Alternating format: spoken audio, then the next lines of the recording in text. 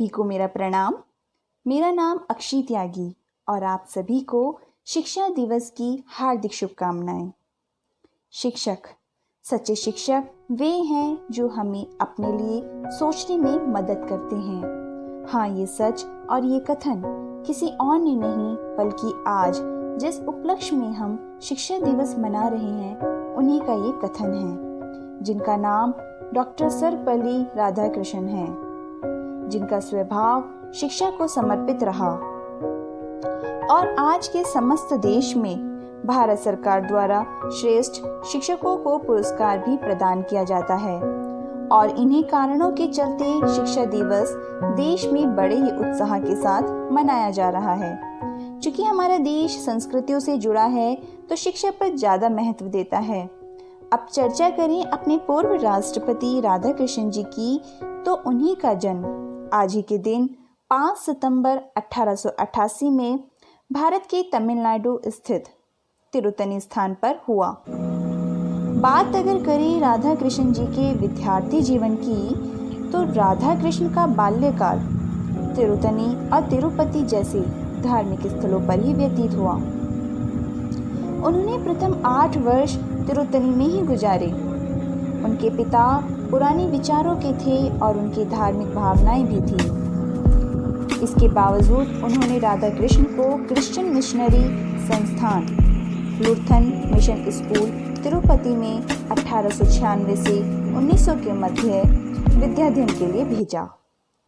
फिर अगले 4 वर्ष 1900 से 1904 की उनकी शिक्षा वेल्लूर में हुई। इसके बाद उन्होंने मद्रास क्रिश्चियन कॉलेज मद्रास में शिक्षा प्राप्त की और वह बचपन से ही मेधावी थे। इन 12 वर्षों के अध्ययन काल में राधाकृष्ण जी ने बाइबल के महत्वपूर्ण अंश भी याद कर लिए। इसके लिए उन्हें विशिष्ट योग्यता का सम्मान प्रदान किया गया। इस उम्र में उन्होंने स्वामी विवेकानंद और अन्य महान विचारकों का अध्ययन किया। उन्होंने 1902 में मैट्रिक स्तर की परीक्षा उत्तीर्ण की और उन्हें छात्रवृत्ति भी प्राप्त हुई।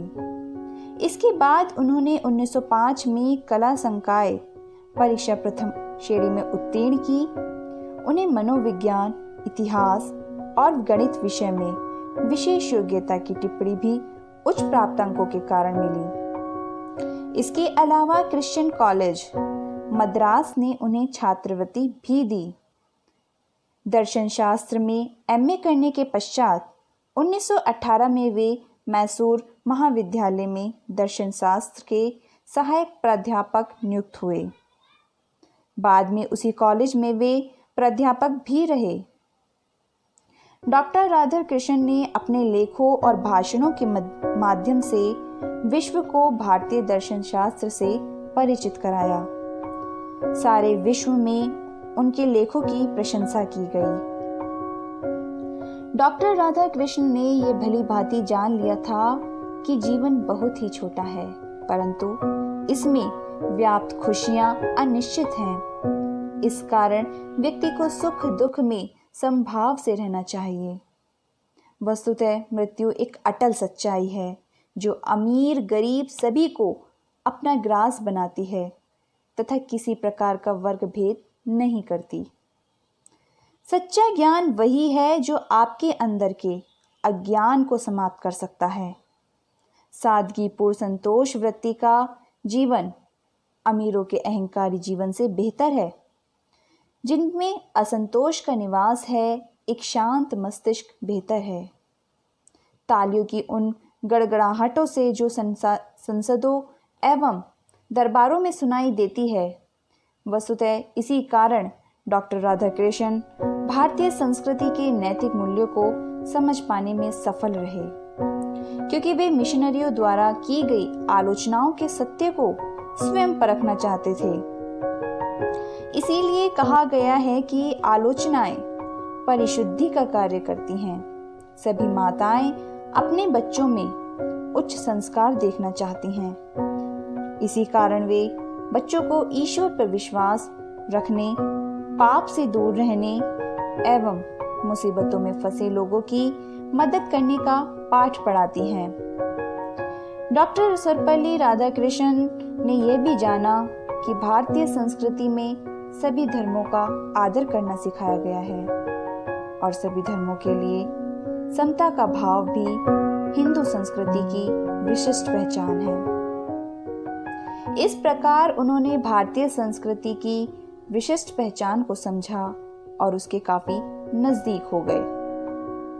जब डॉक्टर राधाकृष्णन यूरोप एवं अमेरिका प्रवास से पुनः भारत लौटे तो यहाँ के विभिन्न विश्वविद्यालयों ने उन्हें मानद उपाधियां प्रदान कर उनकी विद्वत्ता का सम्मान किया।